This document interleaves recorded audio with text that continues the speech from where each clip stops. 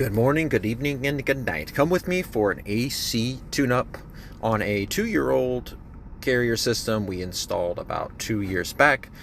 So I go ahead and first we start with popping the top. We're going to get that fan cover off. Just a tip with this is be careful with your wires. Make sure you're putting the wires, pulling them lightly so you don't, cut any wires. The next thing we're going to do is we have this light coil cleaner.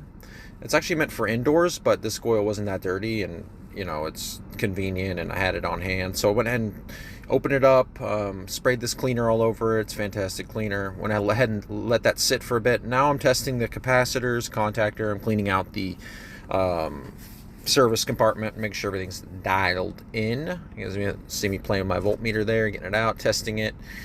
Now we're gonna go ahead and rinse the unit thoroughly. We got everything tested. Gonna go ahead and rinse it out, and as you can see, it had nice clearance through the coils. It really wasn't that dirty, but I love to do as much as we can for the customer, and so on and so forth. So, and the funny thing about this guy is I asked them, typically when you pop the top and you give it this kind of cleaning, clients usually had never had this happen. So you can see me wiping down the unit. I got it really nice and clean for them, really beautiful. You could eat off that thing. I'm popping the lid back on. Let me get that back on. So what I was saying, fucking put the lid back on carefully, guys. Put the wires back in there so you're not cutting any of the wires on the sharp edges. Be careful about that, okay?